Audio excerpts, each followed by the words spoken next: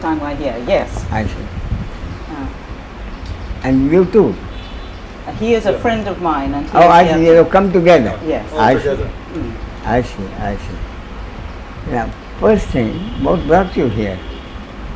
What brought me here? Me. You, I know. of course. So, For the last 5 years, I have been reading your little book, The Net of Jewels, every day. oh yes. And I have realized that you are a man of great wisdom. Thank you. So my friend here comes from Russia, and he has just come with me. He has got nothing of the No. spiritual in his head No, yet. no problem with English language. I'm a physicist and He has scientist. a problem. He has a problem. Yes. Yeah. But since you are a physicist, there Sorry? should be less of a problem, though, don't you? Repeat, please. He should be. Since he is a physicist, Yes. English should be less of a problem. He has got. He's quite good at English, but he does not always understand. I understand. Yeah. So he needs interpretation. Yeah. Exactly. So Okay. she will translate me. Yes. Good. How do you have? What part of the world? Sorry, your name is My name is Geraldine Norman. Geraldine, and yours, sir? Alexander Kozyrev. Alexander. Geraldine and Alexander. What part of the world are you from, Geraldine? I live in London, Yeah. but I work for a museum in Russia called the Hermitage. It is the great museum of Russia. Oh, it's the biggest museum. It is in the original Emperor's Palace, and it Oh, I- is the largest museum in the world. And museum containing what? Almost, Everything? Almost everything, yes. I see. It's famous. Furniture, books, art, everything. Famous collection of old master paintings, famous collection of impressionist and modern paintings, and then furniture, glass. And that is your special subject. I have spent my life writing about art as a journalist. I see. But now I work with this museum. Yes. And how long have you been interested in what I talk about? Have you read any of my books? The last 5 years, Yeah. I have been reading every day your book called A Net of You Jewels. mentioned Net of Yes. Jewels. Yes. I see. And the wisdom seems to me wonderful, but I have one question I would like to ask you. Please. You rather dismiss meditation. You say that this is not the way towards consciousness. And I wonder, I have been helped very much by meditation. I have done the transcendental meditation of the Maharishi, who was popular in the West. Yes, very much. Yes. And I have found that very helpful. And I So- wonder why you dismiss it. Now, no, wait a minute. No. What do you think I mean about meditation? What do you think I mean about meditation? Do you think I mean that meditation is a waste of time? Do you think I mean that meditation is a waste of time? That is wrong. That is what impression I got, yes. That is wrong. Ah, good. I'm happy. So what is right is what is wrong is that Geraldine thinks she is doing the meditation and hopes to get something out of it. I understand, yes. Mhm. See what I mean? Yes. Mhm. Big difference. But if Yes, go ahead, please. if the mind body that is called Geraldine for the moment finds that she can get, the mind body can get closer to consciousness That through meditation helps you with something or the other. Yes. That's what you mean. Yes. Therefore, Geraldine likes meditation. Mhm. Therefore, Geraldine does meditation. So if Geraldine does meditation because she likes it, meditation happens. Aha. Yes. You are not expecting anything to get out of meditation. In other words, you do meditation because you like it. I You also like- like the effects of it. I feel that both my body and Oh, mind sure. are becoming Yes. more in tune with nature. In fact, that is the correct perspective. What does Geraldine get out of it? That is the correct perspective for everything. If Geraldine goes and buys a machine, she is entitled to know what will she get out of it. Mm-hmm. You see? Therefore, if you have meditation, you are entitled to know what will you get out of meditation. That is, knowing what it is one thing, and thereafter doing it with the expectation of it is another. Yes. Mm-hmm. See what I mean? Yes. It's the expectation that is the ignorance. Therefore, my point is, if you have done meditation, if you haven't done meditation, there's not talking about anything at all. Mm-hmm. So you have done meditation. So the point is, if you like doing meditation, no reason why you shouldn't do it as often as you can, as often as you are able to. Mm-hmm. But if somebody tells you, meditation is good for your body, meditation is good for your mind, meditation is good for your soul, and therefore you do it, and you don't like it, then I say you're wasting your time. Yes. See the difference? Yes. And that applies to everything. In fact, my point is, most people who consider themselves spiritual seekers, what do you think they seek generally? You have met them, you are probably one of them. Spiritual seekers. Isn't that right? It's a commonly used It's a phrase. commonly used phrase, yes. And I think that I have learnt from your book that finding is the important thing. Finding that you do not exist is the important thing, not seeking, perhaps? Yes, but my point is, seeking, spiritual seeking, means what do you seek? Specifically, if you were to say, so what I'm saying is, spiritual seeker, what does he seek? He seeks, in technical word, moksha, freedom. He seeks enlightenment. He seeks self-realization. He seeks being one with God. I could give you half a dozen other things. They're supposed to mean the same thing. Yes. But what is it that they're supposed to mean? You see, that for me is a valid question, not being asked by the spiritual seeker. See what I mean? You do meditation. Meditation calms your mind. Calming your mind, your body is doing meditation means less physical strain, much less mental stress. That's why you like it. You're entitled to say so. See what I mean? What I'm saying is, the spiritual seeker seeking enlightenment or self-realization doesn't ask himself, what do I expect to get out of enlightenment? After I am enlightened, what will I have that I did not have previously? Isn't that the most valid question? As you said, meditation. After I do meditation, you know what you get and you are happy with it. And my point is, any person who considers himself enlightened Is by definition not enlightened. No. What definition? No. There is no definition.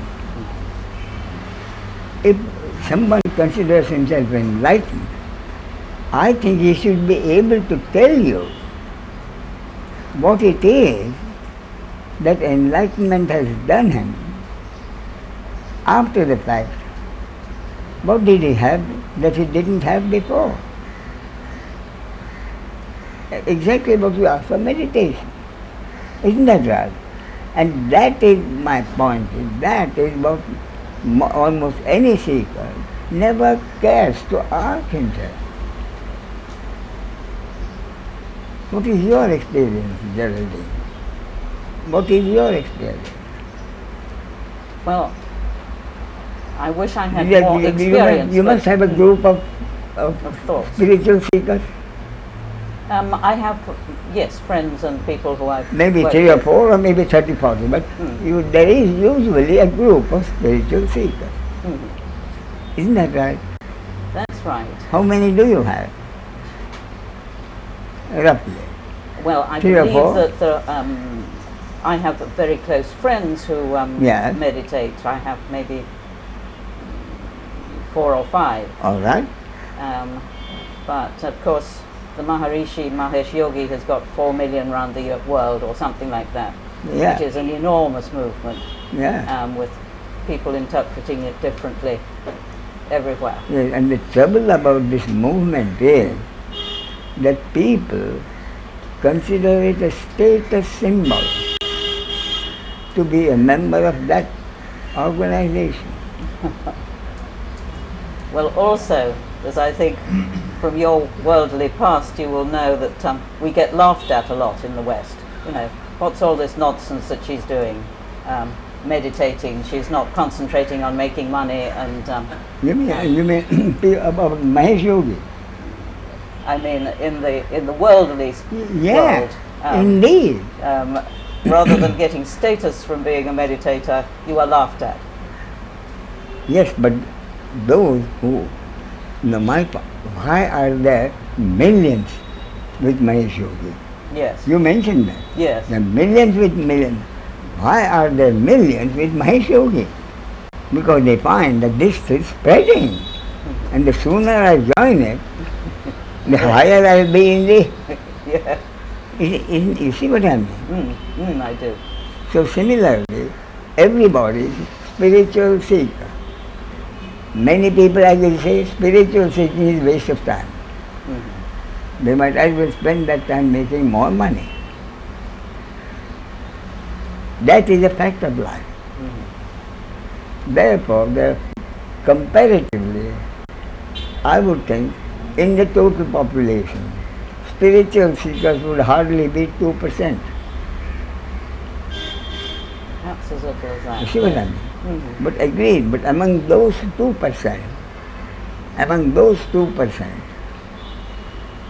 100% of spiritual seekers, hardly one wants to know what will I get after I become enlightened. That what will I have as an enlightened person that I didn't have before. Isn't that a fact? That is my experience. I asked, nobody knew. So I asked my guru once. I said, sir, I know you are enlightened. I admire you and I revere you as my guru, as an enlightened person. But please, I want to know, what did you get in this life after enlightenment as happiness that you didn't have before? I thought it was a very valid question. Indeed. But it made him angry. He thought I was doubting his being enlightened. Then he happened to look around. Not too many. In fact, I dared to ask the question because there were not too many people. But still there were other people, like this. So he looked around and found everybody waiting for an answer. What did enlightenment give you that you didn't have before as happiness? Everybody was waiting. So he realized that it is a valid question. So he calmed down. But he had an answer ready. An answer which almost every guru has ready, which I also knew. And that is, if you want to know I have eaten the mango, I know what the mango is. But if you ask me to describe you the taste of the mango, how can I do it? Perfect. You see? In other words, in order to know what enlightenment does for you, you have to become enlightened first. Escape route. Yes. And I know it's the escape route, that's why I knew that would be the answer. But nonetheless, I was disappointed. But I started asking myself, why should it be that hardly any spiritual seeker, hardly anyone, in fact, to the best of my knowledge, no one had asked this question to his guru before, or even wanted to know. I am going to a guru in order to be enlightened. If and when I do get enlightened, what will I have in this life that I did not have before as happiness? Because make no mistake, what every single human being seeks in this life, fundamentally, basically, is happiness for himself. In this life, there is no question about it. People may write books about whatever it is. See what I mean? So I asked myself, why is it? I thought it was extraordinarily strange. Now, people who go to the temple and you regularly, do prayers regularly, Christian or Hindu or Muslim or whoever, they know precisely what they want. When they go to the church or temple, do the puja regularly, they expect God to increase their pleasure and reduce their pain. They're honest and they'll tell you so. Why? Because they've asked you, why am I going there? But my question is, why is an average spiritual seeker who goes to his guru, considers what his guru said as God's own will, what does he expect to get after enlightenment? There was no answer, and therefore I decided that I'll find an answer, and I found an answer, and then I tested it and found it to be 100% correct. You don't know the answer, do you? I'm waiting to hear it. I wouldn't dare. What does an average, especially Indian or especially Hindu, spiritual seeker expect to get out of life, after enlightenment? Nobody even dares ask himself. Why? That was my question. And the only answer I got was, because once he is enlightened, he thinks he will be God. Make no mistake. And that was true. After that I asked him, yes, that is so. Otherwise, what's the use of enlightenment? So now, not only I found the answer, but I found the answer corroborated, agreed to by most people. Yes. After the enlightenment, I shall no longer be a human being. I'll be God. That is the most horrible confusion the seeker can get into. Because he says, after enlightenment, my guru is enlightened. I expect my guru to make me enlightened. When, I don't know. But whenever it is, after I am enlightened, I shall be God. I'll never want anything more in my life. whatever I want, even the want comes into my head, it will be there.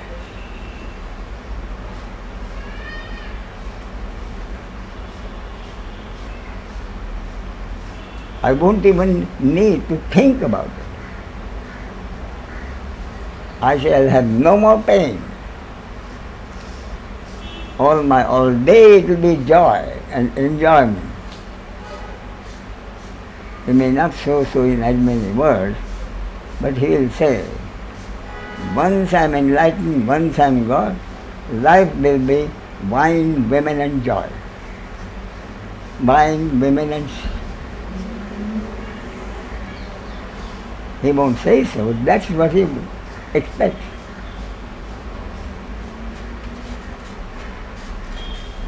Well, that's what paradise is supposed to be full of, yes. That is the point. In one word, therefore the bird has come paradise. After that, what will happen?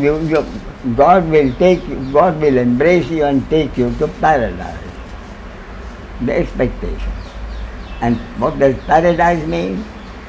Every religion has its own definition. You know what one religion has? One religion, paradise means having a virgin every night. Yes. I'm told specifically given. That is being enlightened, being God. Which is a horrible confusion. Because, very simply, many enlightened people have suffered pain. Many have suffered pain as bad as cancer. Many people have suffered pain. Many people have suffered psychological pain, grief.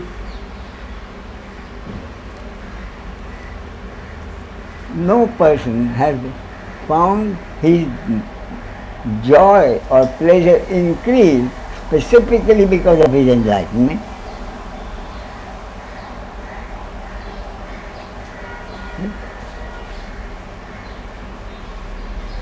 But still, it so persists. So I pursued enlightenment for 30 years, maybe 40 years. And ultimately ended up in frustration, total frustration, because no one could tell me this basic, most important, what will enlightenment do for me for the rest of my life? No one could tell me. He said, I have to taste the mango first before I know what mango is. So when I retired from work at 60, I decided I have wasted enough time looking for something mythical like enlightenment. I'm not going to waste any more time seeking enlightenment. Therefore, after retirement, I'm 60, retired 60. How long have I gone? God knows. But for the little comparatively smaller time that I have left, I shall pursue happiness. I shall pursue happiness for myself. Promptly the question came to me, is that not being selfish? What about the millions of people below the poverty line? Do I not feel for them?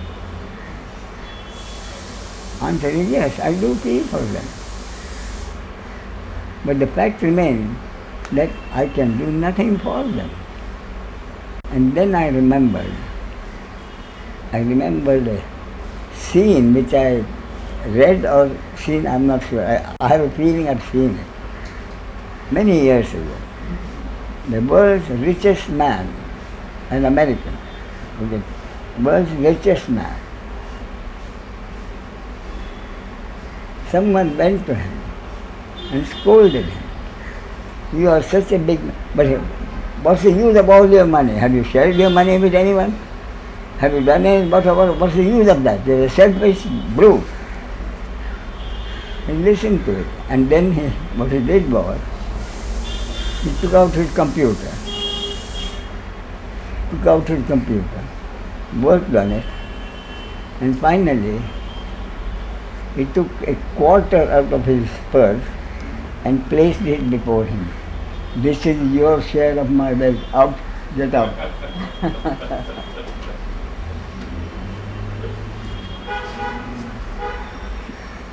See what happened? So it means that God created the world.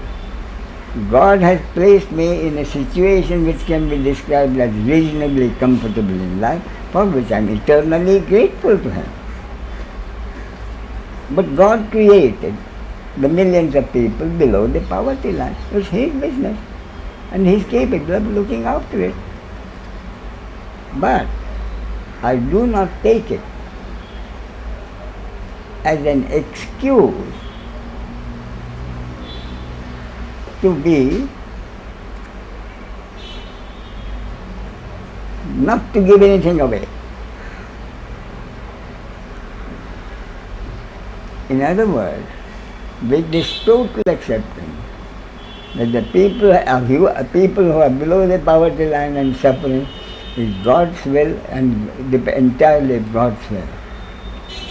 And yet at the same time, if I come across the beggar who needs something at that time, then I shall certainly at that time do whatever I feel I should do for that beggar.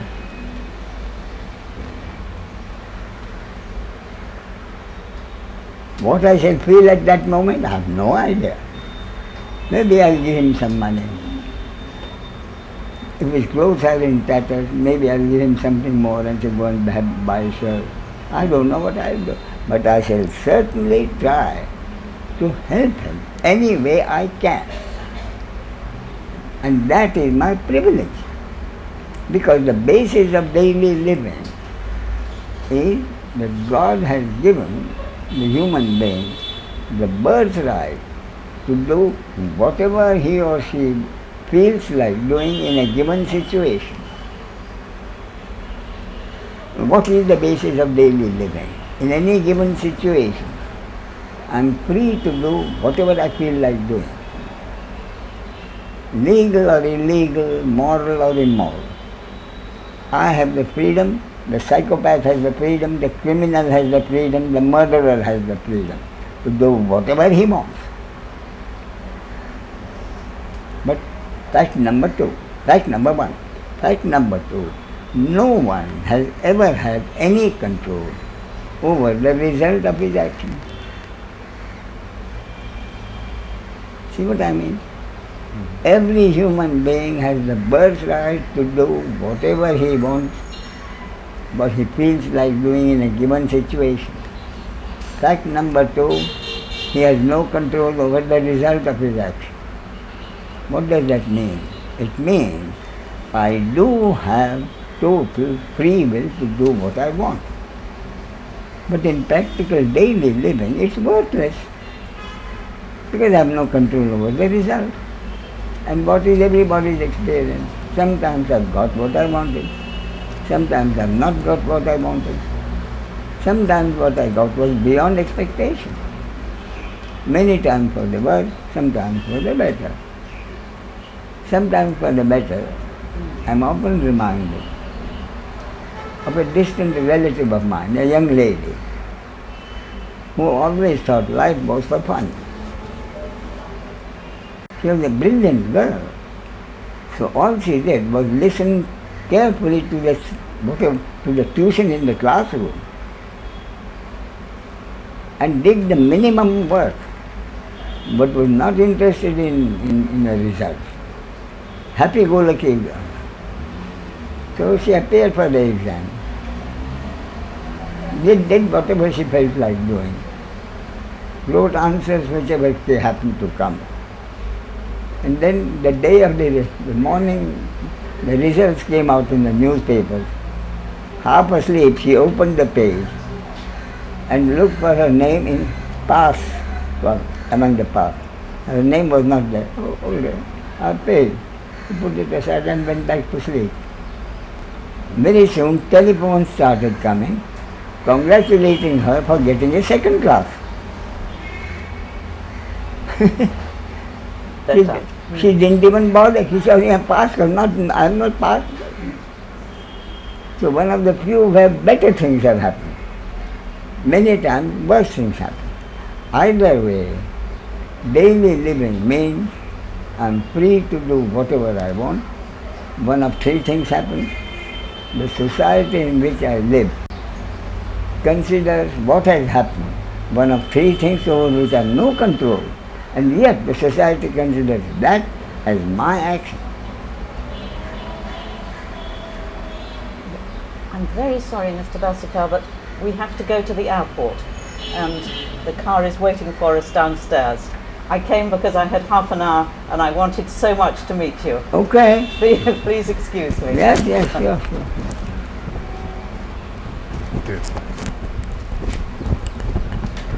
I hope you are not already too late. No, only 10 minutes, that will not matter. Thank you very much. Thank Not you at very all, much not indeed. It's at a all. great honor and a pleasure. Thank you. Yeah, I will tell in Russia how I met you. Sure. I think there are a couple of books in Russian. Books in Russian. You'll try and find them. Thank you. Yes, there are at least a couple of books, maybe three. Sorry? There are at least a couple of books translated in Russian. More you kindly. More you kindly. Yes, I've got it. Yes. Thank you. Okay.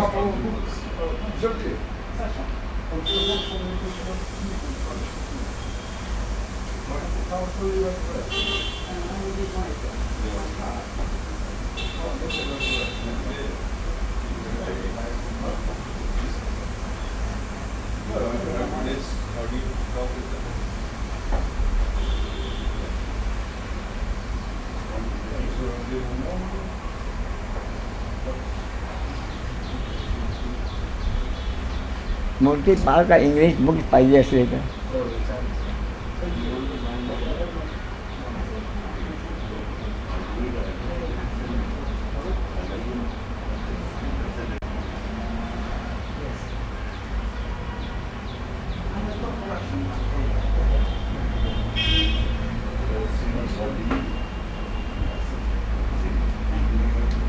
Bye bye. All of you.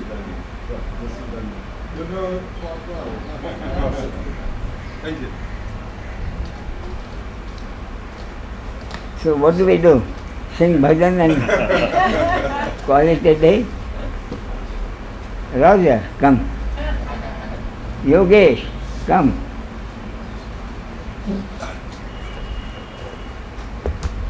Difference between happiness and pleasure. Yes. Yes. What is it? Pleasure is momentary.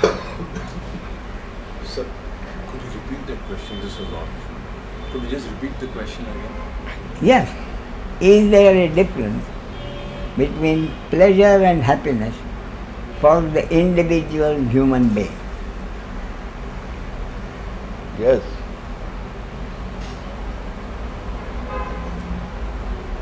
Yes. What is the difference? Pleasure is momentary. But happiness can also be momentary. Happiness can also be momentary. Mental, is it? More mental. You can say pleasure is mental, happiness is heart. No, that's what he said. Not momental, mental. Momentary. Momentary, Pleasure is momentary. temporary. Temporary, yeah. But Sorry. pleasure one moment, pain the another Other. moment. But what about happiness? Are you really saying that you are happy all the day? No. Then pleasure is momentary. Happiness is not. That means happiness is there all the time. Invariably, yes. If What do you? I'm talking from your personal experience, Yogi. Yes. That's why I've called you.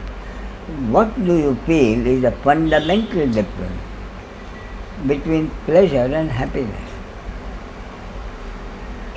I'll tell you why I asked it.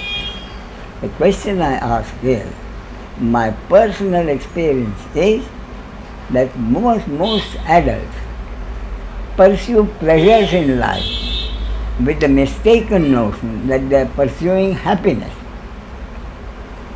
And at the end of their life, they're totally frustrated. Yes. They live a frustrated life, they die a frustrated death. Yes. Okay.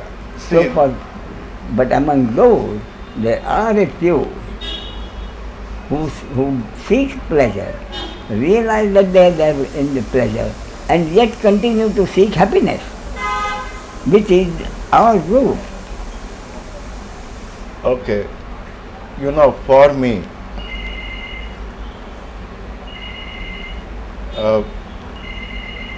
happiness is, when I'm working. For me, happiness is when I'm working. That is the one thing where I'm able to focus properly on the job. There will be an, in between. But that focus remains as it is. And at the end of a day, if I am able to sleep 8 hours sound,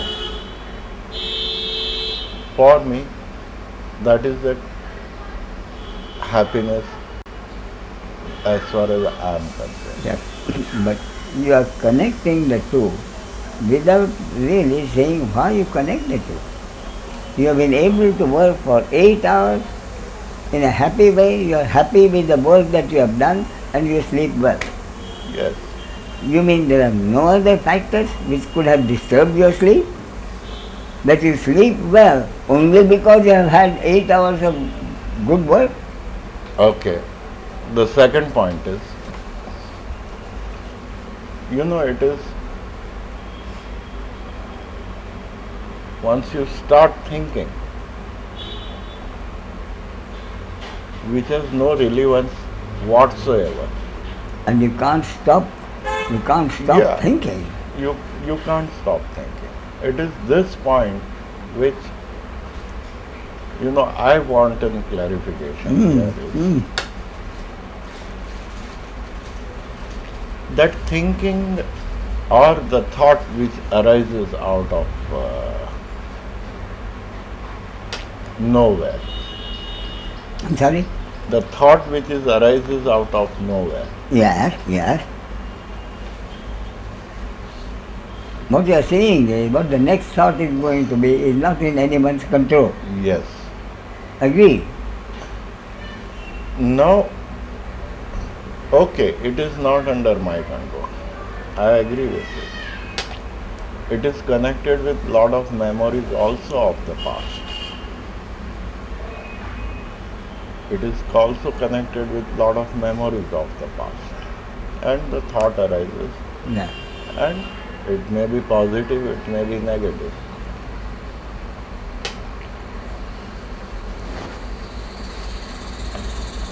Therefore, what you have said so far is mean. You are enjoying a pleasure, a memory arises of something, and your pleasure of the moment is shattered. You are suffering a certain pain, a memory arises, and your intensity of that pain is much more intensified. Yes. It is. That is what the memory of something does. And usually a memory of something is memory of something that you did to someone or what someone did to you. Yes. That is the usual day. Yeah, usual. But see what happens is, earlier it was of the very high order. This thought, this, that. I'm sorry, I didn't get that. Before I came here, Yeah. it was very zigzag and there was no correlation whatsoever. There was no Correlation yeah. between one thought to another, to my action and all. But now, I focus myself on work. If pleasure comes, it's okay. If pain also comes, you know, the period which was horizontal is substantially reduced. It does come, but it is substantially reduced because of I am working all the time. I see. Okay, I am working all the time. Even before the sleep, there may be negative or positive Yeah. thoughts, but now that is not No. affecting my. So what you have just said is that because you are able to use your working mind more, Yes, there is less time for the thinking mind correct. to bring about pain. That's what you have said. Yes, But what's that got to do with happiness? right. Now what happens is, for me, happiness is, it's a peace of mind. Yes, agree. Okay. Now, if you are able to pick up new messages or new thoughts, which is independent of your past memories and other things, that means I am going in the right track as such for the way of living. Now the past is gone. The past is gone. So the life moves in the forward direction. So what you're saying is you're able to stop thinking of the past Yes. quite a lot.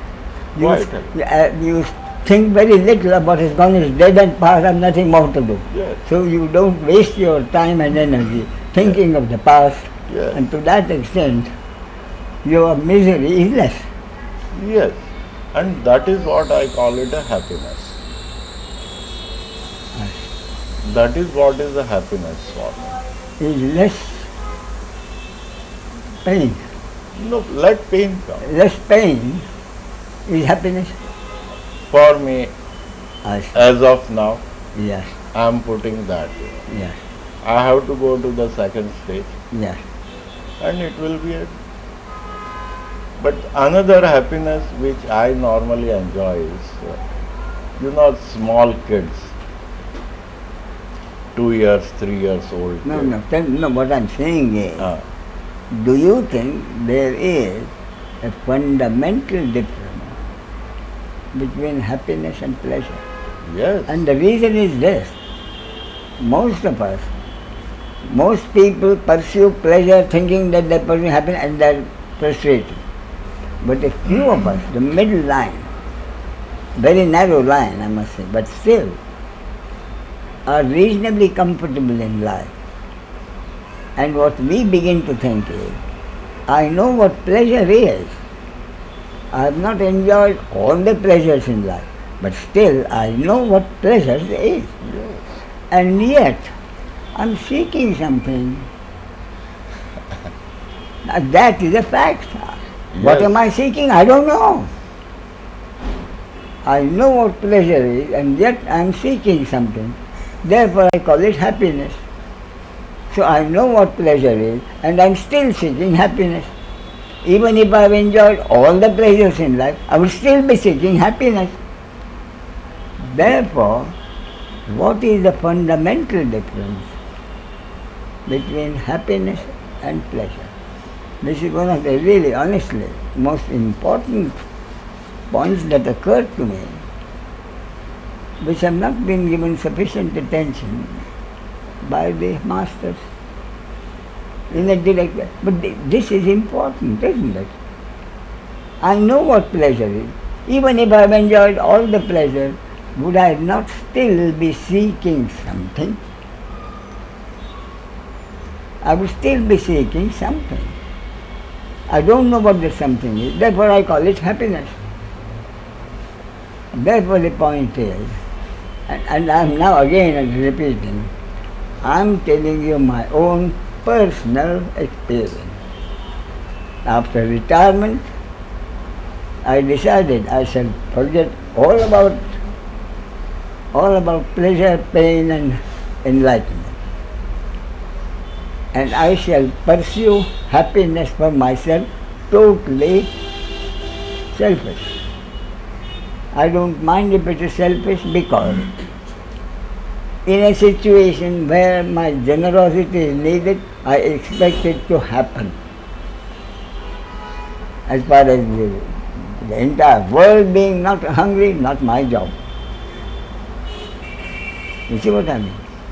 So that is why I started. So my first point that was is, as I've told you, what is, I know pleasure, what am I still seeking? I'm still seeking something.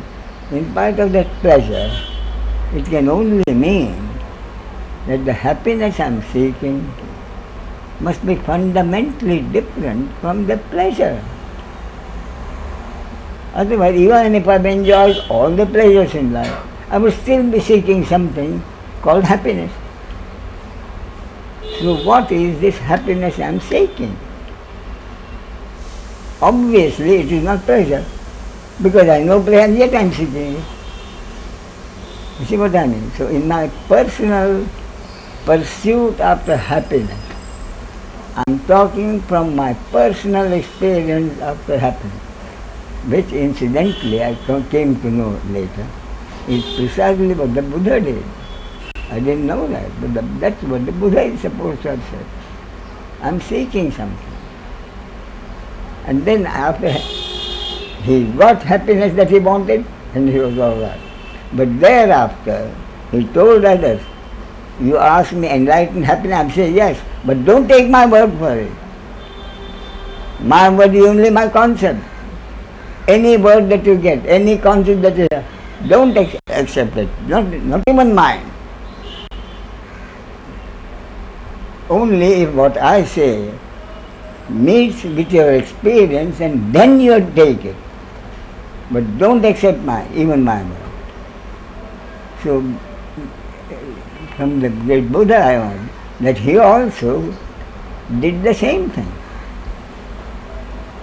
Or whatever spiritual knowledge that was given to him at that time, he threw away, saying not enough, inadequate.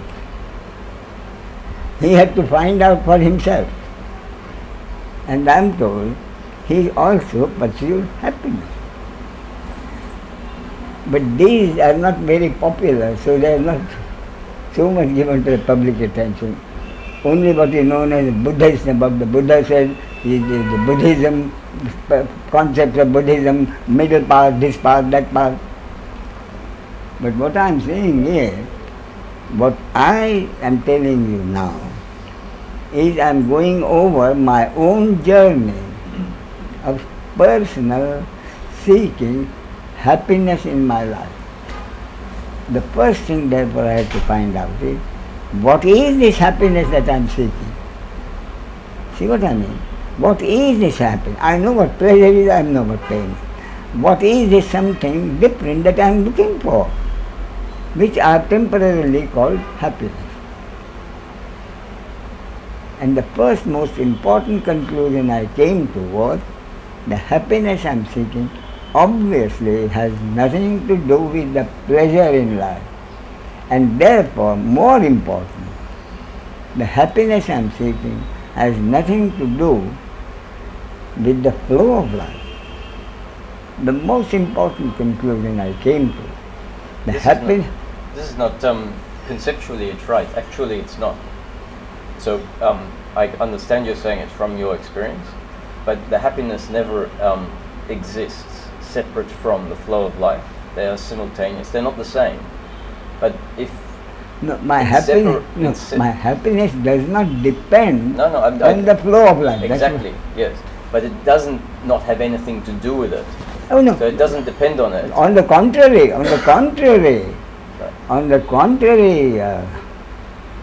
Roger, I said, therefore my happiness depends on my attitude to life. Yes. Okay. But so the life is extremely No, important. the flow of life is irrelevant. No, you can't have an attitude to life without life. No, So life, it's not irrelevant. It needs to be there. Life happens. So knowing that this is how life happens, Yeah. what is my attitude to life? Yes. In other words, what I'm saying is, my happiness depends on myself. It does not depend on anything or person other than myself. Yeah, absolutely. But the thing is, we can't have our happiness independent of everything else, because I know it's independent of everything else. You don't exist, and I No, don't exist. therefore, where am I seeking happiness? In my daily living. Yes. So we can't say that life is not relevant. Life is not relevant. Life and what happens in life is not relevant to my happiness. It It is is because you relevant. It is relevant only to pleasure and pain. One day you will say now that what we are, enlightenment is acceptance, and then after that we will say enlightenment is love, because what we are saying here, enlightenment is happiness, is enlightenment is our true nature. That's why we're saying enlightenment is happiness. Our true nature is also acceptance, and our true nature is also love, which is what a lot of great teachings have been saying for a long time. And as soon as we find our true nature, we find that enlightenment is happiness, enlightenment is acceptance, enlightenment is love, and it is not a passive thing that comes as a neutral. It comes with everything that our true nature is, which is a massive force of love, peace, freedom and joy. Which is our attitude to life, and not something in life. It's not life itself. It's not, is it our is nature. not life itself. Life itself is pleasure or pain. No. Actually, right now, Yeah. when we are happy, it is pleasure and pain is something when we dissect life. Where did the pleasure start and where does the pain start? No. It is one experience of life. No. My point is, at the moment I may be in having pleasure or I may be in pain, but I could still be happy. I don't dispute that. But the point is that if you break life down too much, which is what happens in teachings, and conceptualize life, you turn the mango into a set of the mango is orange, the mango is sweet, the mango is fleshy, and you leave the mango behind. So it is great to say the mango is orange, the mango is fleshy, the mango is juicy, the mango is sweet. So when someone comes across the mango, they say, that must be the mango.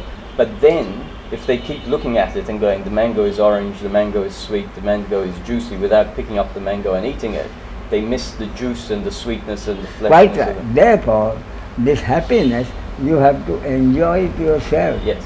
Which means you have to drop all ideas of what happiness is and what enlightenment is. If you have an idea of what enlightenment is, it is impossible to enjoy it. No. Because it is those concepts which disconnect us from our true nature. No. What is happiness? Important thing is, what is happiness? Happiness is us being in our natural state, in our true nature. No. True state. Yes. No. It You is. don't know what your natural state I is. know what my natural state is. No, you don't. I do, and I challenge you that possibly you don't. And how do you know it? Because I am happy, and I am love, and I accept life as it is. But that is your concept. No, it's not. I said I wouldn't. Not your concept. No. I said I wouldn't come up and have this discussion until I knew it. And now I can come and be comfortable sitting here having this discussion. Yes, you know it. What do you mean you know it? There is knowing not in a perception or intellectual way. There is knowing prior to knowledge. Knowing means experience. Knowing means being. Knowing means being. Agreed. But in being, even what are we talking about?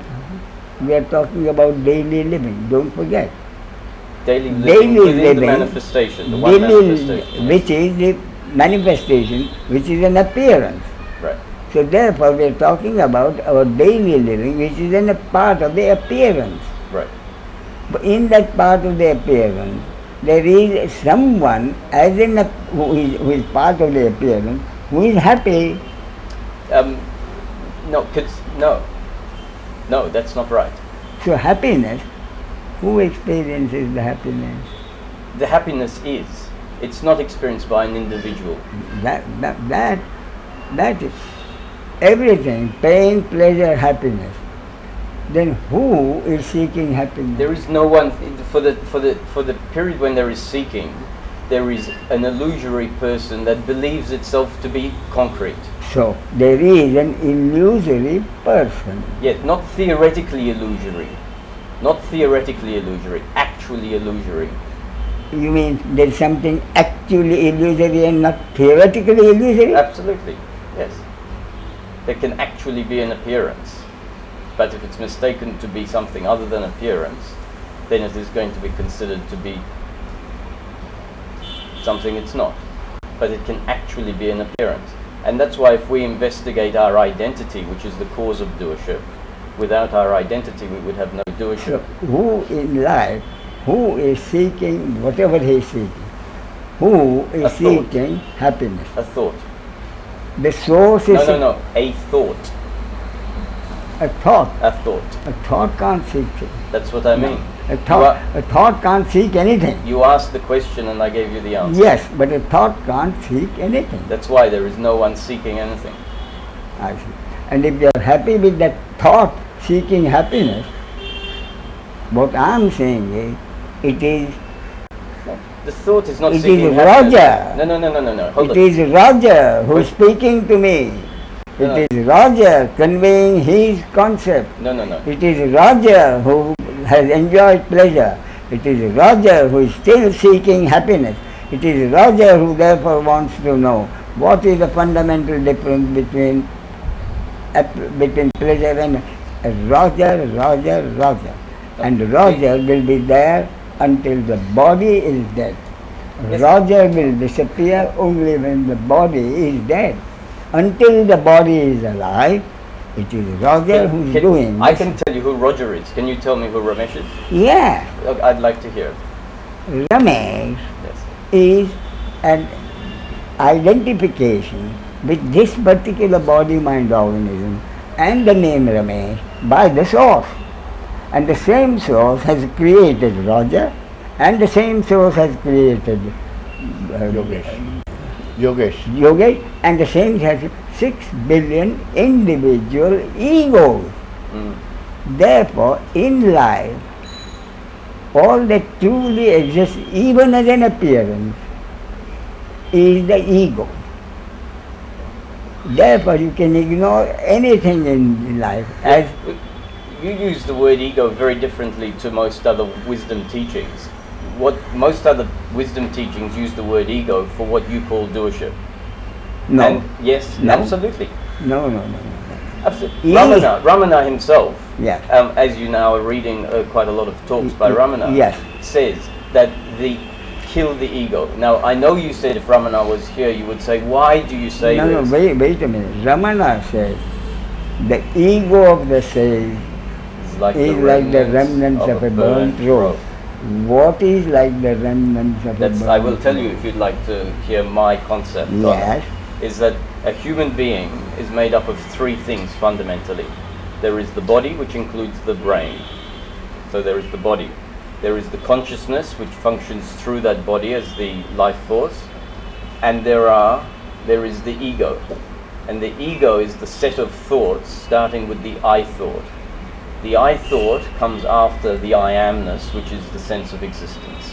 So we have I amness, you then have the I am thought, and then you have I am the body and the mind, I am Roger, I am 35, I am male, I would like you to talk to me civilly, because that's how society says, I would like you to eat with a knife and fork. And that is what I call identification by the source with a particular body-mind organism. Yes, that's okay. But what is fundamentally important in the way my experience, and I'm speaking from my experience, is that I needed to be able to see that set of thoughts, I require you as a taxi driver not to charge me too much.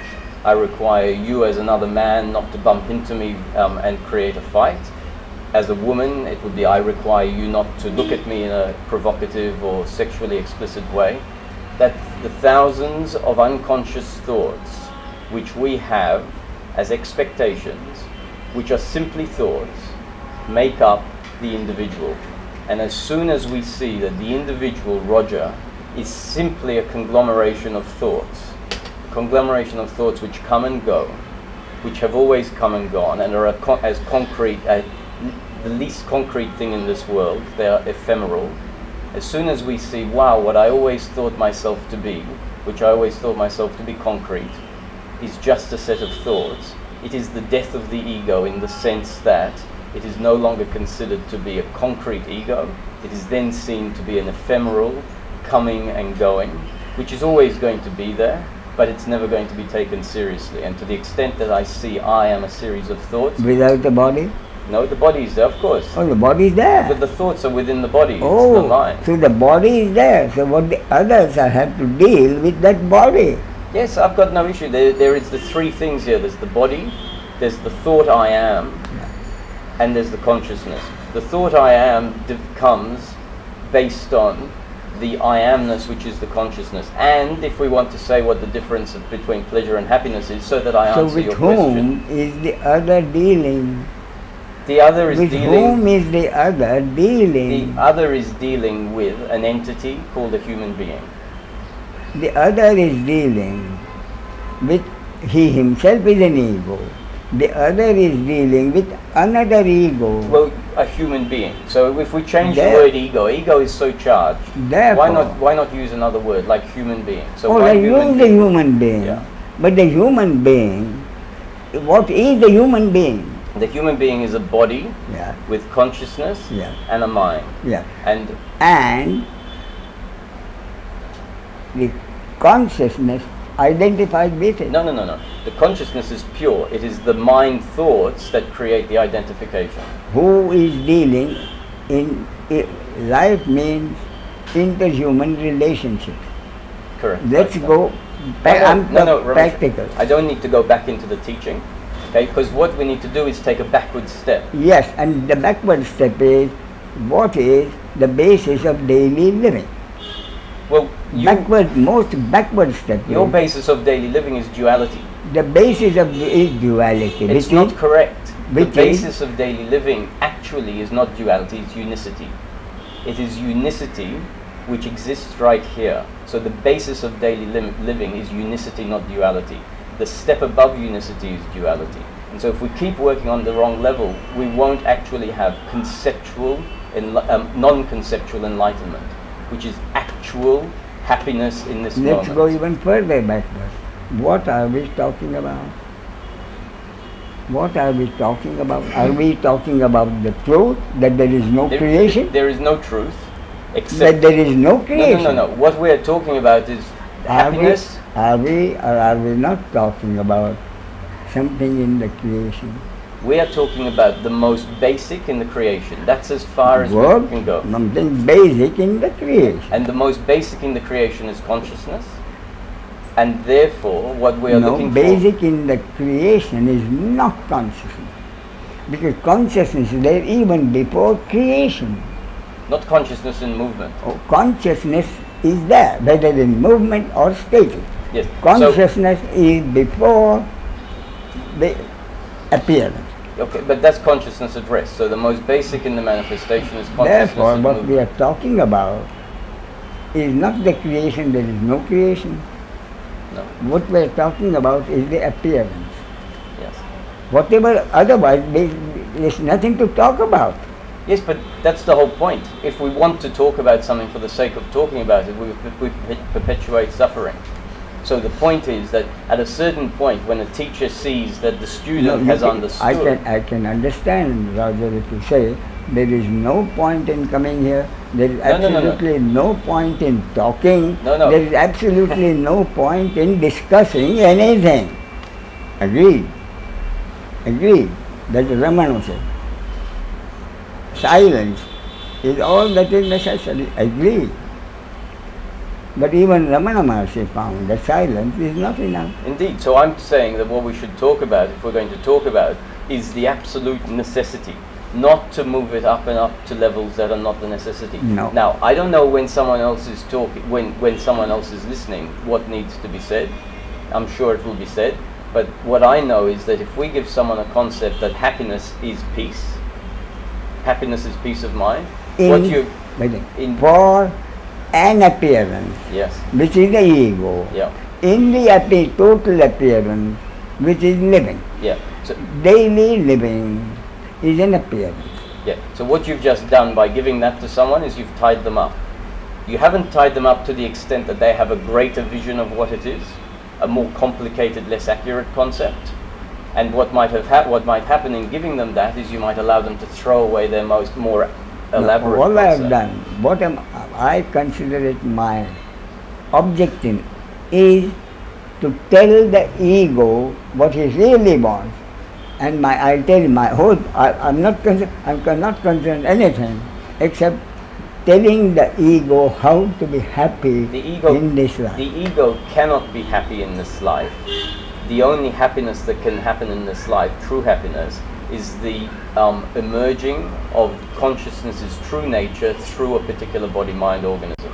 And the ego has to step out of the way and for that to happen. that is what the ego itself has to learn. Yes, and in learning that, the ego has to see it as no more than a thought. Yes, agreed, but it is the ego who has to learn.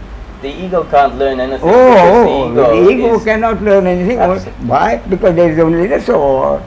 If there is only the soul, who the hell is talking? Why the hell is anybody talking? Yeah, because the source has created the ego with the sense of reality. That is correct. Yeah. Therefore, since the source has created the ego, and the source has created the ego, so that daily living as inter-ego relationship, interhuman relationship should happen. Therefore, the whole life is an appearance in which there is interhuman relationship. Interhuman relationship means inter-ego relationship. No, it doesn't mean inter-ego relationships, because when one ego sees itself for what it really is, then it is one ego that has recognized its phantomness interrelating with another ego that may not have recognized its phantomness. And so it is not ego to ego relationship, it is ego of, as per the remnants of a burnt road, relating to an ego which is maybe not the remnants of a burnt road. And so it is not simply to say it is ego versus ego relationship. So what you are saying is absolutely correct. One ego who has realized that he is really like a burnt road, he has still to deal in life with another ego who does not realize that he is like a burnt ego. Agreed. Agreed. So life is two egos, interrelationship between two egos, one of which may have realized that I am dealing with him, but really I am not, because I am only like a burnt rope. The other doesn't realize he is like a burnt rope, but still the life means interhuman relationship between two egos. Two egos, one ego where the doership is uprooted, the other ego where doership is in there. But the fact will remain.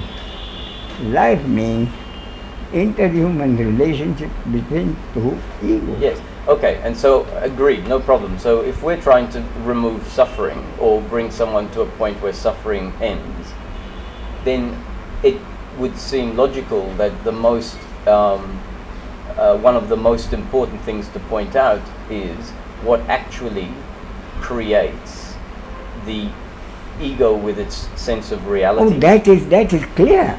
But if we say it's divine hypnosis, for example, what we've done is just given a theoretical answer. No.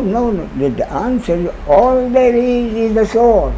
Yes. All there is consciousness. Yeah, but that's an answer that you don't like because it doesn't deliver in clarity. fact, in my book, the first line, Yeah. all there is consciousness. Yeah, but let's go to the mechanics of it, because there Why? are mechanics. Because Ramana Maharshi found that in the silence, the best way to talk, the best way to teach doesn't work. Yeah, and so then he went to a mechanics of inquiry, who am I?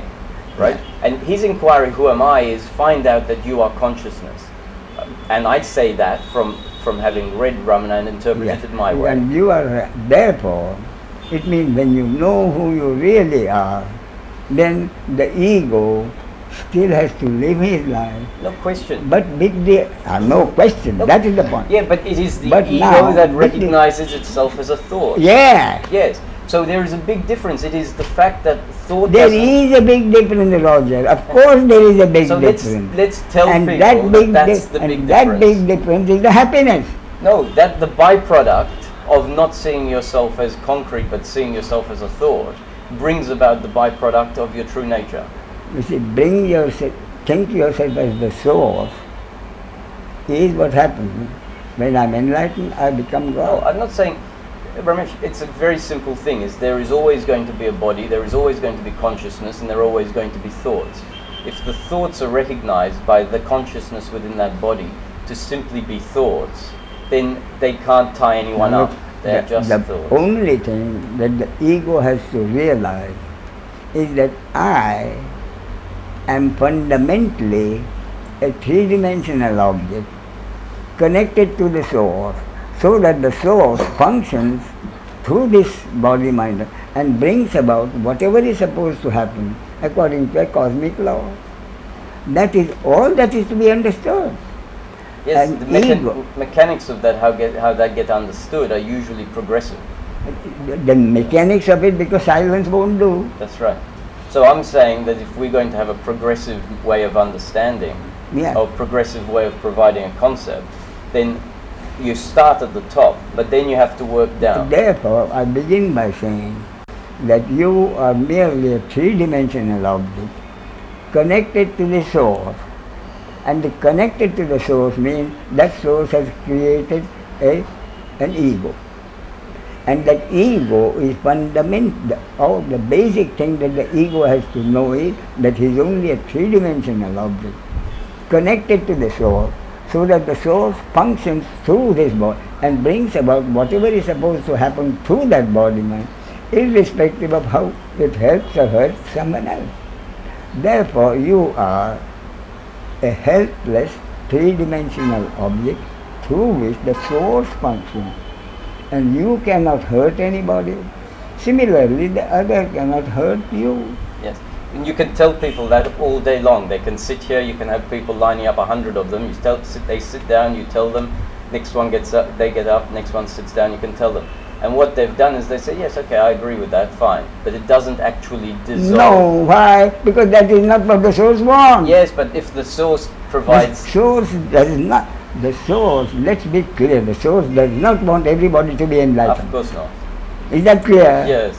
Then source does not want everybody to be enlightened, because then daily living as we know it would not happen.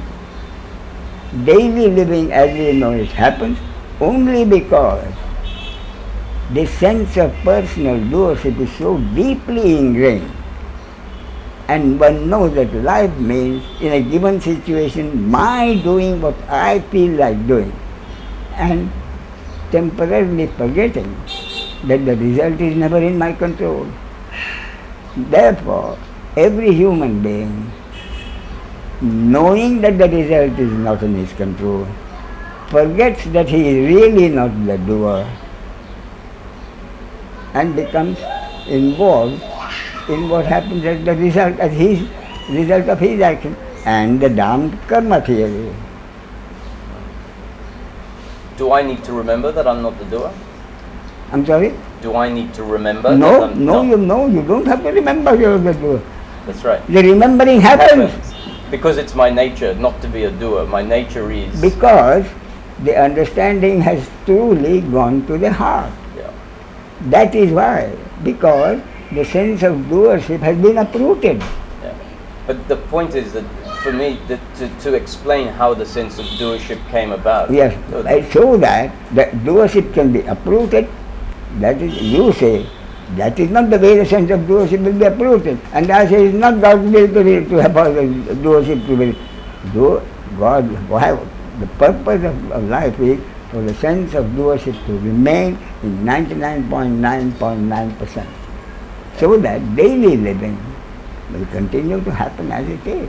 Yeah. But if we're going to talk, if there's going to be people coming, you might as well give them what Yes, can... now for that, how many people come here, God's will, their destiny? How many hear it and forget it, again God's will, their destiny. Yes.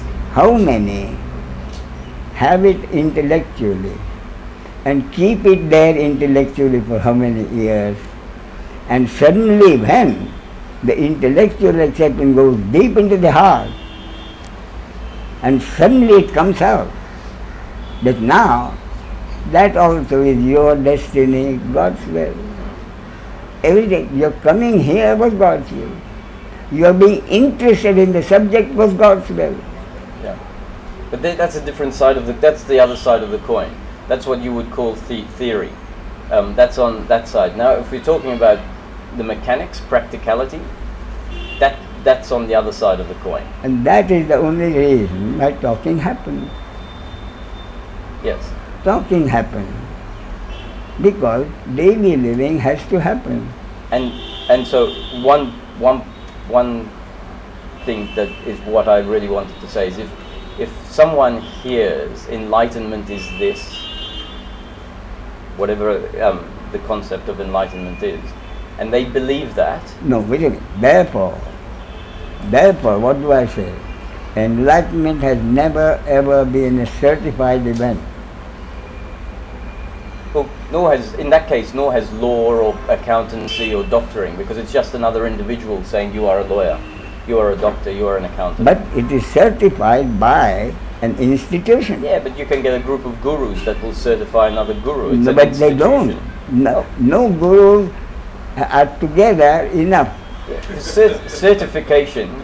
There are no set of gurus who are authorized to authorize what is enlightenment. God hasn't authorized lawyers to make certifications either. Oh, yes? No. Well, there are groups of gurus that meet in the UK once a year to have a convention of teachers, enlightened people. They meet. They between them they say we are this But group of enlightened. Would you call it, would an intelligent person like you call it certified event? Relative to certification of No a doctor, relative. yes.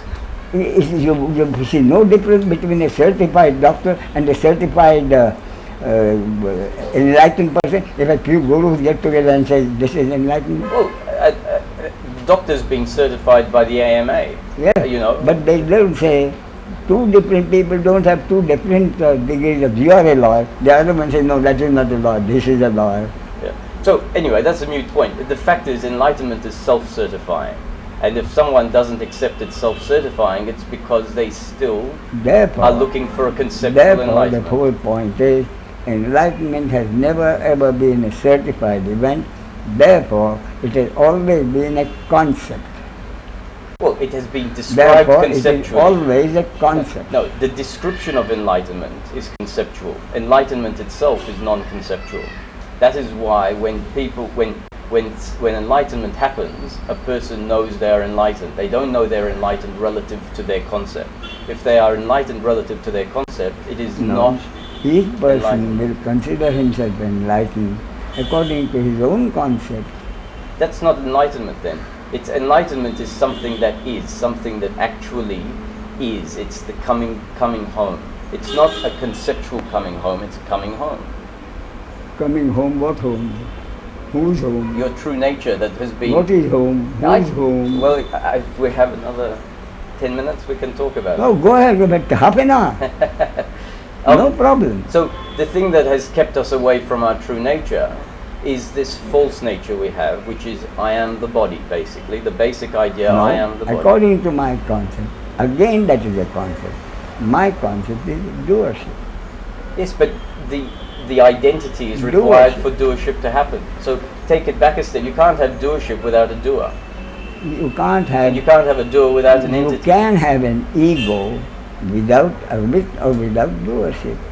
Of course, if the ego recognizes that the identity is false, then what you have is an ego the identity has never been in question. The ego knows that so far he thought he was the doer of his action. Now he knows that he cannot be the doer of his action. If the ego knows, he is doing something. He is knowing that he's not the doer. Then the sense of doership is uprooted. No, The sense of doership cannot be uprooted if someone knows I am not the doer. The knowing, the knowledge I am not the doer can only belong to a doer. That's why it's belong nature to to an know. entity who thought he was a doer. Now that entity knows that he is not the doer. He only knows it's not the doer once Yeah. all mental conceptions have been dropped away. An entity who thought he was the doer suddenly realizes he is not the doer. That all doing happens according to God's will or cosmic law. That the individual is not the doer of any deed. Then that is acceptance by that separate entity. That he is an ego, he is a separate entity. He has to live his life as a separate entity. He has to suffer the pleasure and pain in life. But he is really not responsible for anything. Yeah. That is going to give that ego conceptual peace of mind. Yes. So not actual peace in the body and mind. Peace of mind, that is all. No. Peace of mind is not the ultimate enlightenment. Because we are talking of the appearance. In this appearance of daily living, yeah. the happiness is also part of the appearance. And this happiness in this appearance that we call life is the appeared individual ego feels that he is happy and continues to feel that until the body is dead. And when the body is dead, according to God's will, cosmic law, that particular ego is no longer necessary in daily living, which is interhuman relationships. Therefore, that identified consciousness again becomes impersonal consciousness. Yeah. Therefore, so long as the body is alive, we are talking about this appearance. Yeah, I have no doubt. There is enlightenment within the appearance, and that enlightenment is the most it can be is to recognize your fundamental true nature. Enlightenment for or in what? We are talking of enlightenment. Roger is talking about enlightenment. Enlightenment in or what? Ultimately, frankly, enlightenment is just a different experience. You have enlightened living, For which whom? there is. If you ask the You are talking question, of experience. if you insist on asking the question for whom, you are insisting that there is a whom for whom. Yeah. There is not. There is consciousness that is experiencing.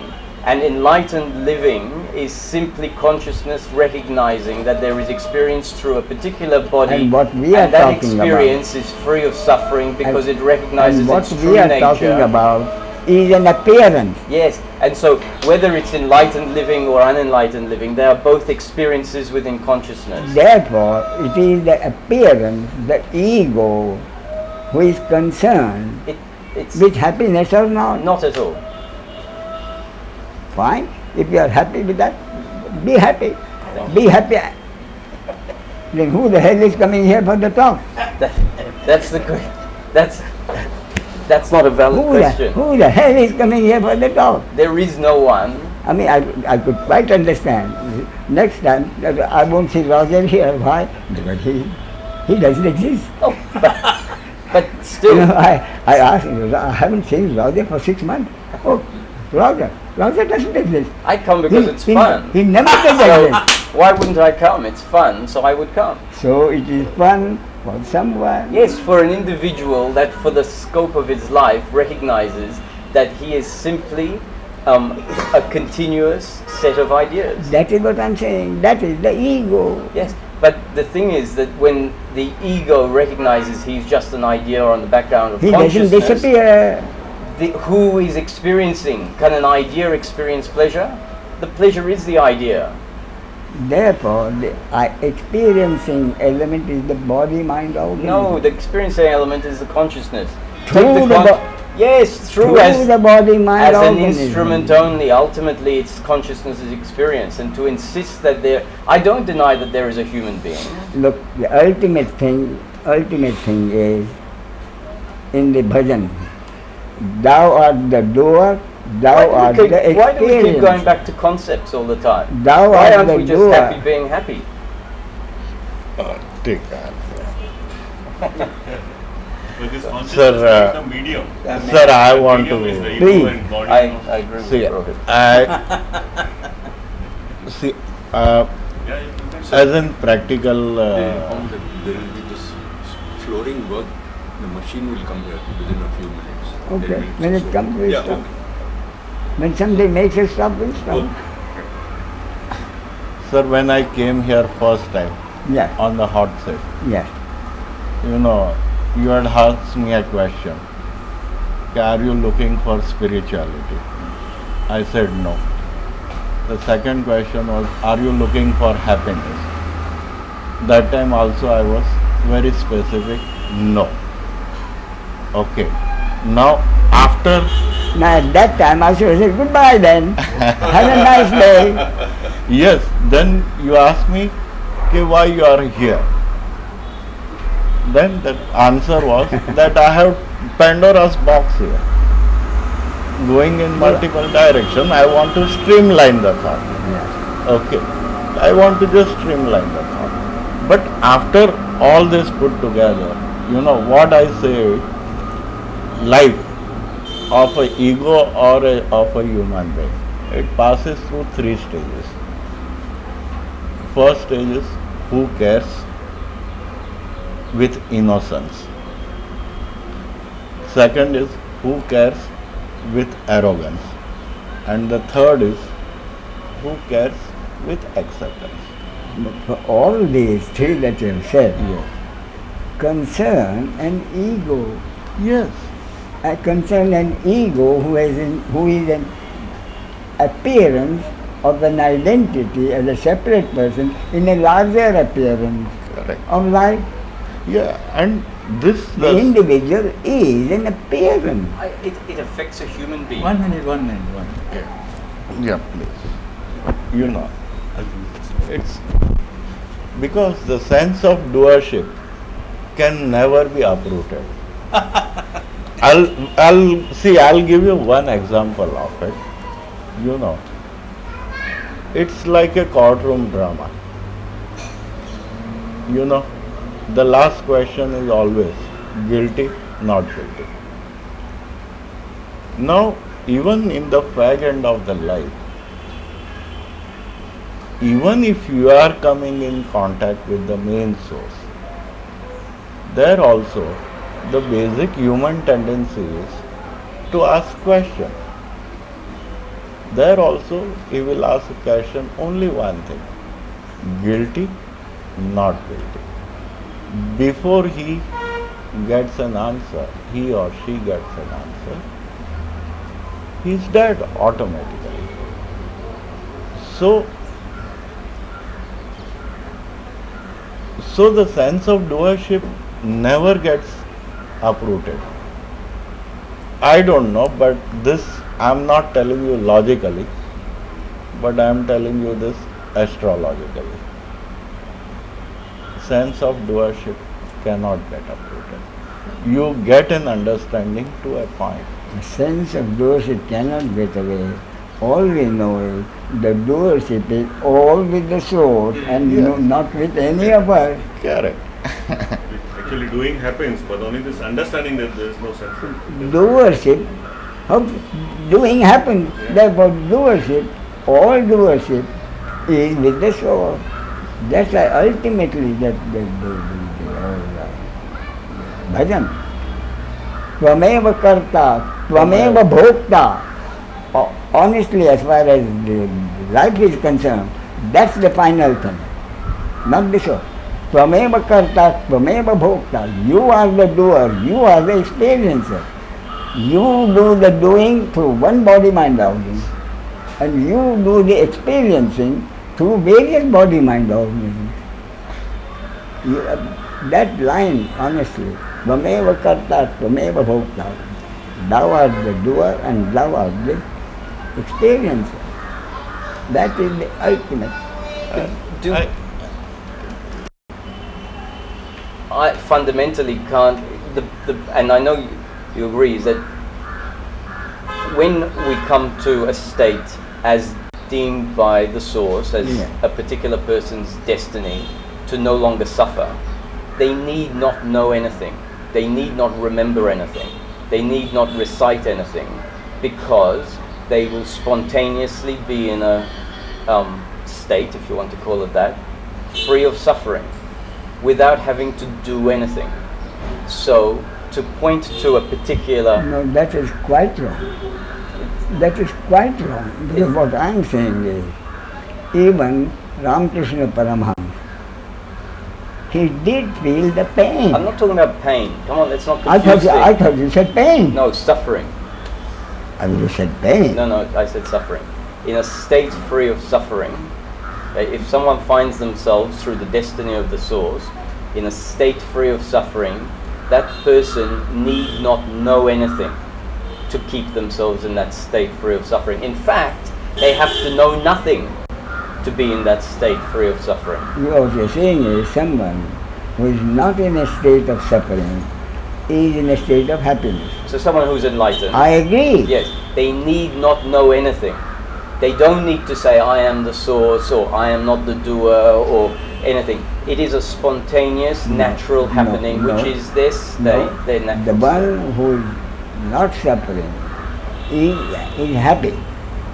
But we are talking about he is the ultimate breath, the ego.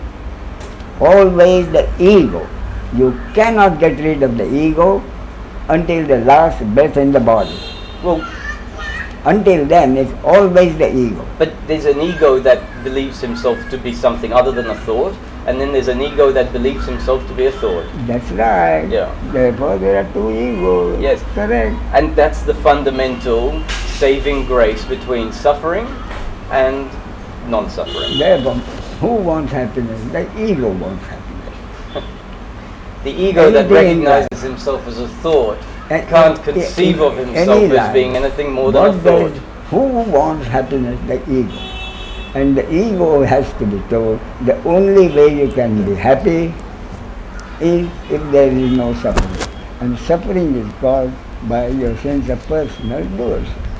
Is the ego not a thought? No. No. Oh, then otherwise there will be 6 billion sources. No, thought. Thought. Is the ego not a thought? The ego, whose thought? A thought in consciousness. In consciousness there can't be a thought. There is the I amness, and then there is the I am thought. And the I am thought is the basis of the ego. I am is not the ego. The I am is the awareness of being. No, that's consciousness. That's the Yeah, I amness. That's the I amness. Yes. And then following the I amness comes the I am thought. Quite right. Yes, and the I am thought is the beginning of the ego. I am source, no, I am not source, I am the ego. I am thought, not source. I am thought. No, there is no thought. There is. If you are in meditation, you can have I amness, which is the basic consciousness aware of itself as existence. Yeah, but that we are only getting ourselves involved in words. No, Thought not at all. We're going to the basis of the ego. The basis of the ego is the source identifying itself. And it does that by a With thought. Why bother about the bloody mechanism? Because you need to recognize the mechanism before it dissolves. No, whatever the mechanism, it dissolves. No, not without recognizing it. Why? Because it happens. It only happens after the attention goes to it. And the attention Once goes the to it by body someone mind- pointing to it. Once the body-mind organism is dead, the mechanism of the identification as a separate entity dissolves. Why? I won't bother about the mechanism of that. It does it when you go to sleep as well. How it dissolves. It does it when you go to sleep and go into deep sleep, because your thought, which is the thing that keeps the identification Therefore, in there place. is no difference between death deep sleep and and deep death. sleep. I agree. So, but the important point is... I agree, but... No, yeah, I agree, but because you have an idea that's different. So of course there's going to be a but. Okay, But the Raja. difference is whether we hang on to the ideas or not. So, just one last One minute. point, I wanted to. Take this from Then Rohit also has something to say.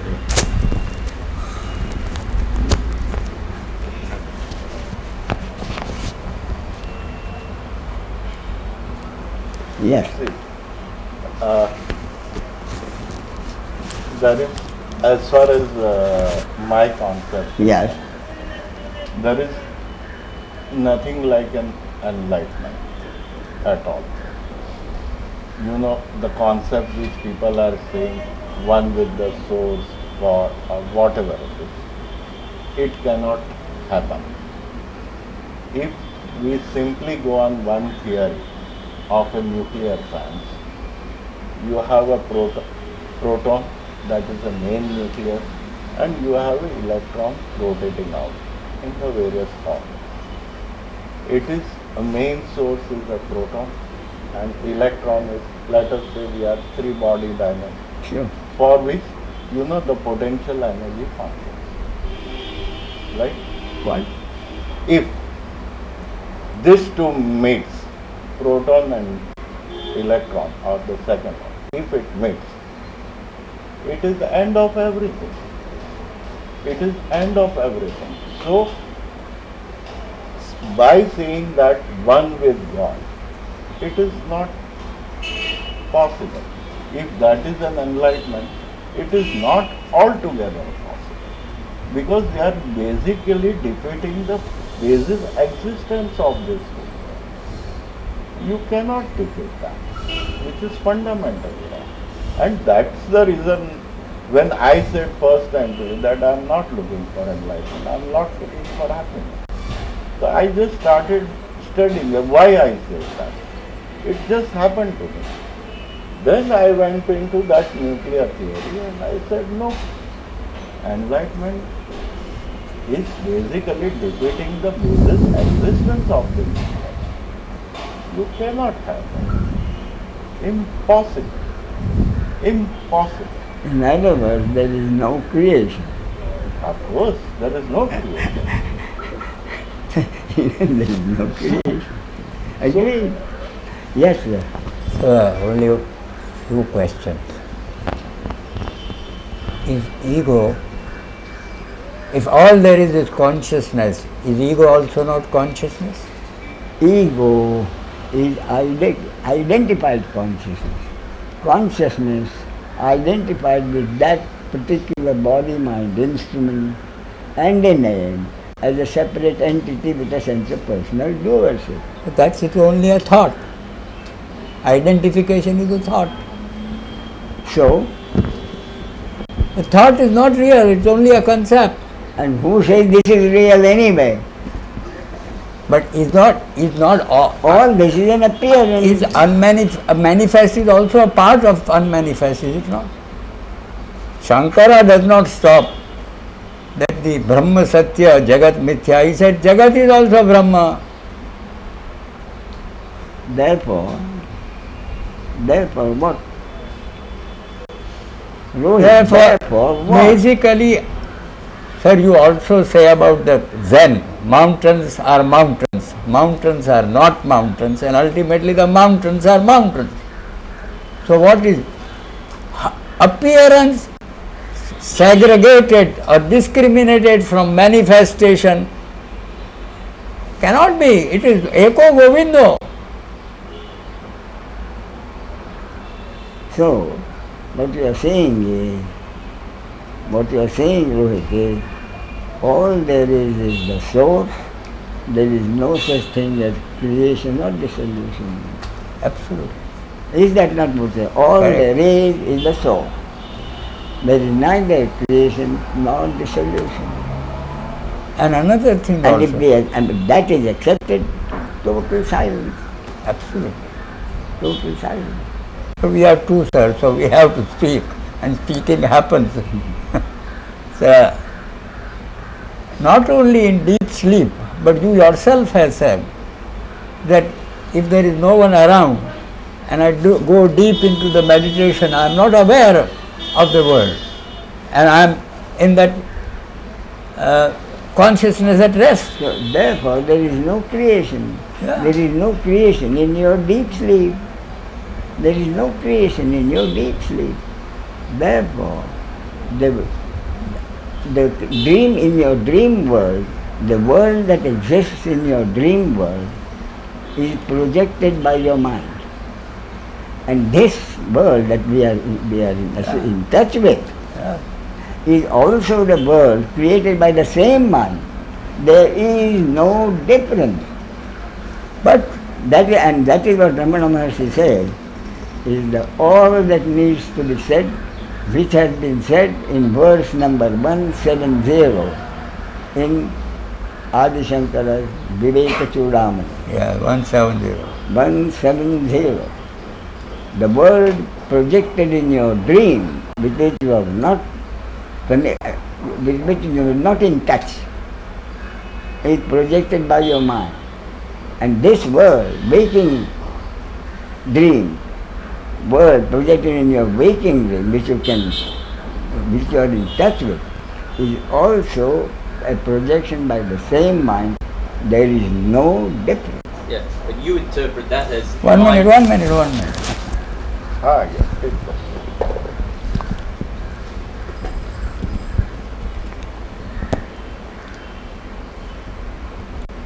I interpret that same verse Yeah. by Ramana as not when I'm lying in my bed, when I'm lying in my bed, Roger creates a dream world in his head. In the waking state, it is not Roger's mind, but the universal mind that is the equivalent of Roger lying in the bed. So when you just said it, you said it was Roger lying in the bed, dreaming, and then when Roger wakes up, it's Roger's same mind that created the dream. That is correct. It is the same mind. Yes, ultimately it's the same mind. Ultimately, it is the same mind. Yes, but if we... And mind is mind. Yes, but if you attribute the mind as in the individual's mind... No, I'm not. No. So I'm saying the mind. So it is just a comparison between dream, the small dream, and the big dream. That's all. But the subjects in the two are different. Ultimately not different, ultimately the same. But when you look at the example, the subject in the sleeping dream is the person lying in the bed. When you look at the waking dream, the subject is consciousness at large. Not the person walking, not Roger. I'm not the subject in the waking dream. In the waking dream and your dream, what happens is identical. It is, but with a different subject. That doesn't matter. It is identical. And this is the same mind has projected the same dream. There is no difference. I agree, but you're saying the same mind. I'm not arguing. No, but you've interpreted that as being the one. You're saying the one ego's mind, the ego dreaming, and then the ego sitting in this chair. Same. No, the created by the mind, the ego has nothing to do with the mind. The ego has nothing to do with the mind. It is the same mind projects the dream world in any body-mind organism in dream state, and in any waking person. It is the same whole mind which projects whatever is happening. There is no difference between that.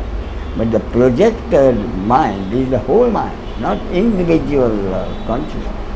This whole mind projects as ego. To the No, individual mind. there is no, in the projection there is no question of an ego. It's a dreaming. Whether in a dream or in a, it is the whole mind projects the dream world. And there is no difference because of any of these things. The Adi Shankara, there is no difference.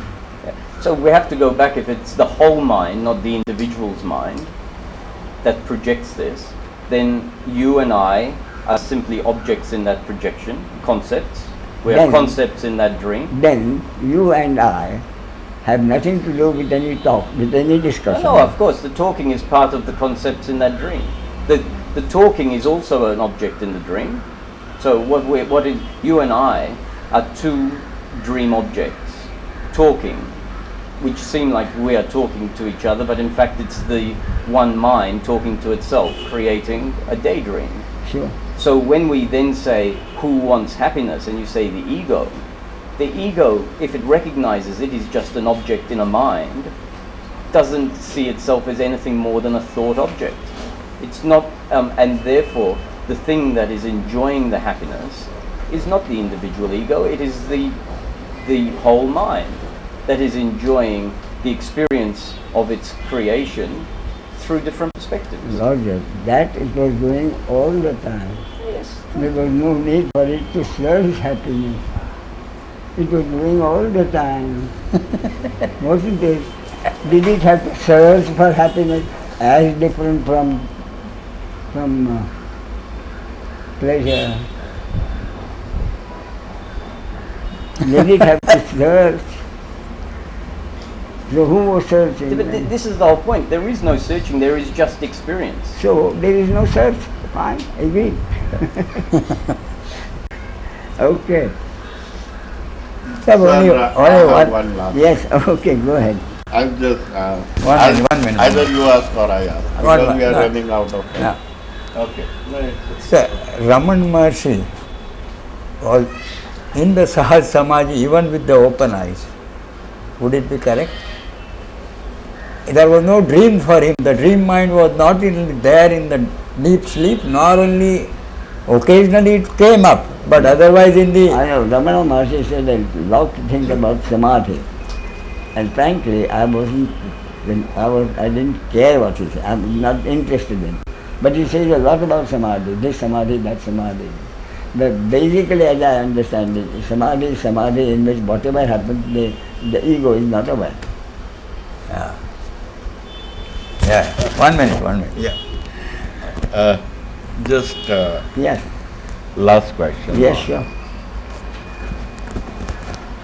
As Roger was Roger, yes. Roger was mentioning about 2 levels of ego. In day-to-day life, there will be an interaction amongst ego to ego for daily life to happen. Now, my personal experiences, this is a feedback I'm asking for. When the levels are too different, the answer of one gentleman goes in the haywire direction, not to the people. So, effectively in the entire communication, the focus of the subject is sometimes lost. And what happens is, we overreacted. Oh, he doesn't know. And you said there are very few, thin line is there, percentage or not. My personal experience, I am telling you, this percentage gap is very, very huge. Earlier we used to say there is a frame of reference 0, wise man and the mad people. It's general. But now the frame of reference is 0 and everything comes on the negative side of it. Less mad people. It has gone to this level. It's very... So we say there are no wise people existing in this world. It is who is less mad is more wise. Yeah. It's a real. So in such kind of a situation where You want the last word? Yes. There is no people. That's the word I used, less. The frame of reference was 0 all the time. There was positive and there was negative. Now there is always negative. Yeah. Majesty has ordered you to